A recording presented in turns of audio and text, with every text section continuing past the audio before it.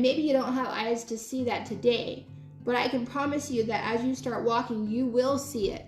Just like I didn't have the eyes to see it when I first got saved and I walked 2 steps into that church. All I saw was all my failures and my weaknesses, and that I didn't belong, and yet God still accepted me and began to show me, teach me life. And it's almost like the picture of a rose that's been, my aunt gave me this picture years ago at my wedding, where there was a rose that's been covered up over the years by weeds and thorn bushes and blackberries, and it's still alive, but it's just so wilted in there, and it only can see these glimpses of light that come through the top of this giant pile of weeds and thorn bushes.